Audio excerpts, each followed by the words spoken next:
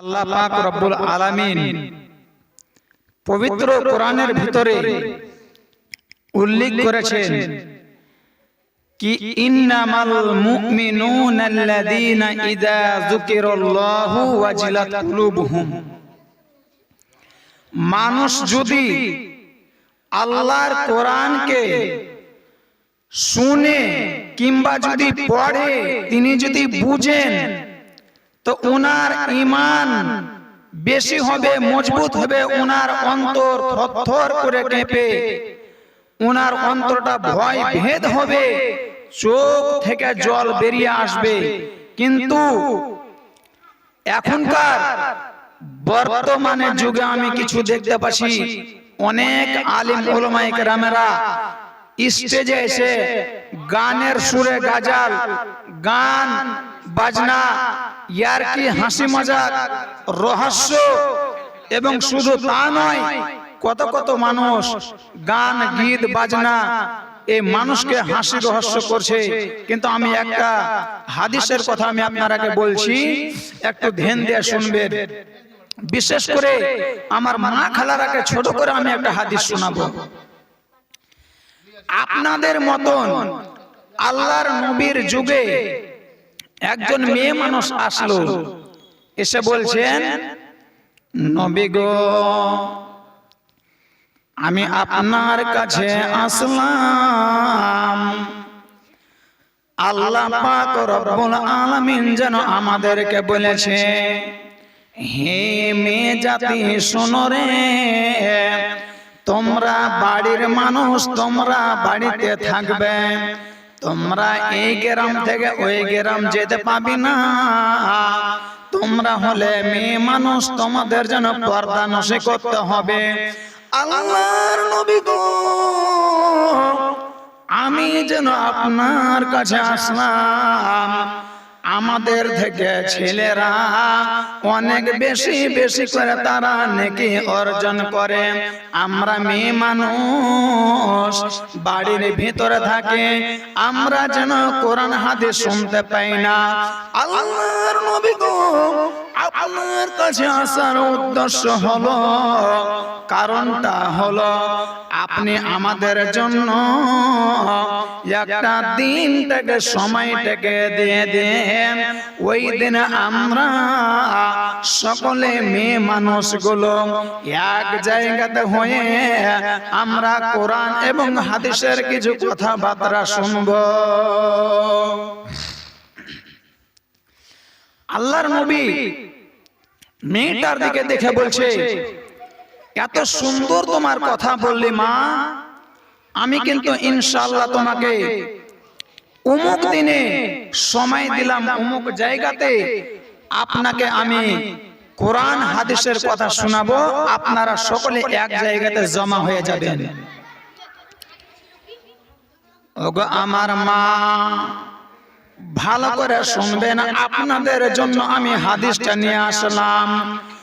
ওই মেয়েটা সরাসরি হাঁটতে হাঁটতে যেন বাড়ি চলে গেল।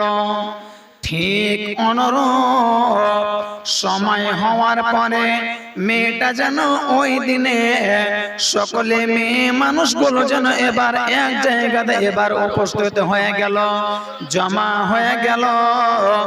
ওই মেয়েরা এক জায়গাতে জমা হয়ে আল্লাহর নবী এবার হাদিসটিকে শুরু করেছে বলতে, ও মেয়ে জাতি, তোমরা আমাকে যেন আবদার করেছিলে, আল্লাহর নবী গো, আমাদের থেকে ছেলেরা বেশি নেকির কাজে অনেক অনেক যেন আগিয়ে যায়, আমরা মেয়ে মানুষ যেন এবার নেকি থেকে পিছনে পড়ে যায়।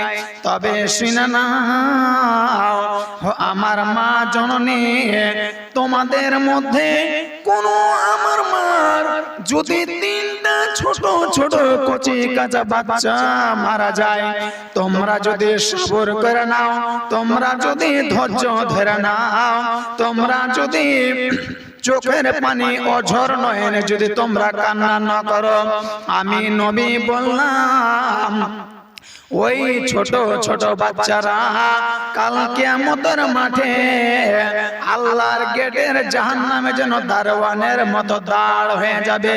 শুধু তা নয়, আল্লাহকে বলবে রব্বুল আলামিন, দুনিয়াতে তুমি আমার মাকে আমার বাবার কাছ থেকে আমাকে যেন মৃত্যু করে তুমি নিয়ে নিয়েছো। আল্লাহ আমার মা এক ফোঁটাও যেন কান্না করেনি। আল্লাহ সেদিন যেন তোমাকে দিয়ে শ্রাবণ করে দিয়েছিল, আমার মা ধৈর্য ধরেছিল, শ্রাবণ করেছিল। আল্লাহ এর বিনিময় আমি আমার মাকে যেন জাহান্নামের গেটে যেতে দেব না, আমার আব্বাকে জাহান্নামে যেতে দেব না। হে মা জননী, আল্লাহর নবী যেন এই মতো হাদিস শোনালেন, তোমাদের মধ্যে যদি কোনো মানুষের তিনটা যদি সন্তান মারা যায় এবং সে যদি শ্রাবণ করে নাই, আমি নবী বললাম ওই সন্তানের মামা, ওই সন্তানের পিতা মাতা, ওই সন্তানের আম্মা জান সরাসরি আল্লাহর জান্নাতে প্রবেশ করবে। যদি তোমরা শ্রাবণ করো, তিনটা সন্তান মারা যাওয়ার পরে ছোট ছোট ধৈর্য ধরে নাও, আমি নবী বললাম ওই সন্তানের আম্মা আল্লাহর জাহান্নাম থেকে পরিত্রাণ পেয়ে যাবে, আল্লাহর জান্নাত পেয়ে যাবে, আল্লাহর জাহান্নাম থেকে সে যেন এবার মুক্তি পেয়ে যাবে। ও মা জননী, যখনই নবী কথাটা বলা, একজন মেয়ে মানুষ পিছনে থেকে হাত উঠিয়ে বলছে, আল্লাহর নবী গো, যদি কোনো মানুষের কোনো মেয়ে জাতের দুটো সন্তান মারা যায়, এখানে আপনি তো তিনটা সন্তানের কথা বললেন, যদি কোনো দুটা সন্তান মারা যায়, আল্লাহর নবী বলছেন ফাইসনাইনি, দুটো সন্তান যদি মারা যায়, অথচ সেই মা যদি সবর করে না, ওই মা যেন আল্লাহর জাহান্নাম থেকে যেন এবার মুক্তি পেয়ে যাবে। ওই ছেলের মাকে আল্লাহ জাহান্নাম যদি দেয়, ওই দুটো কচি কাঁচা বাচ্চাকে মারার জন্য, মরে যাওয়ার জন্য, সবরের জন্য, ওই বাচ্চারা কাল কিয়ামতের মাঠে জাহান্নামের গেটে দারওয়ান হয়ে যাবে। ওই আম্মা জান যেন আর জাহান্নামে যেতে পারবে না। আমার মা জননী, এই জন্য আমি আয়াতটা আপনাদের কাছে পড়েছি যে এখানে আল্লাহর নবী সহিহ বুখারী শরীফের হাদিস শোনালেন। অনেক বিস্তারিত আলোচনা আমি ছোট করে বলবো। আল্লাহর নবী আর এক জায়গাতে ঈদের সালাত পড়ার জন্য মেয়েদের দিকে হাঁটতে হাঁটতে হাঁটতে হাঁটতে উনি আগিয়ে গেলেন, আর ওই মেয়ে জাতিকে বলছেন যে ওয়ালাইকুম সালাম, আচ্ছা যাইবুন একটু পরে দোয়া করব, একটু ধৈর্য ধরো, সবর করো, একটু হাদিসটা শুনে নেন, নামটা মনে রাখবেন যে যাইবুন নিসা। তো ওই মেয়েদের দিকে আগে আল্লাহর নবী এবার হাদিস বলছেন কি, ওগো আমার মা, ইয়া মাশারান নিসাও তাসাদদাকনা তাসাদদাকনা, ও মহিলার জাতি তোমরা দান করো, সাদকা করো। আমি নবী দেখলাম, আমি মেয়েদেরকে বেশি বেশি করে যেন জাহান্নামে যেতে দেখলাম। হে আমার বন্ধুগণ, আল্লাহ পাক রব্বুল আলামিন দুই জায়গাতে দুটো হাদিস শোনালেন। সরাসরি আল্লাহ বলছেন ইজা যুকিরাল্লাহু ওয়াজলাত কুলুবুহুম, মানুষ যদি আমার কোরআনটাকে পড়ে, তিনি যেন এবার কোরআনের কথা শুনে তার ঈমান স্পিরিট মজবুত হয়ে যাবে। আল্লাহর নবী এই দুটো হাদিস শোনালেন।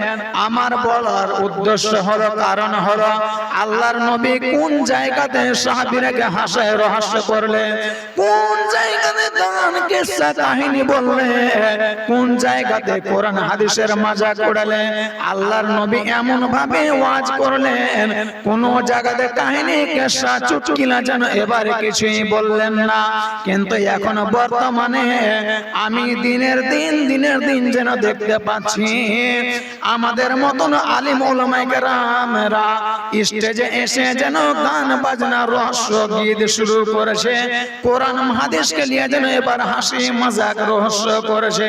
হে আমার বন্ধুগণ, বলেন তো দেখি, এই কথা যদি আমাদের মতন আলিম ওলামায়েরা যদি স্টেজে এসে গান বাজনা রহস্য করে, কোরআন হাদিসের ইজ্জত মান সম্মান কম হলো না বেশি হয়ে গেল?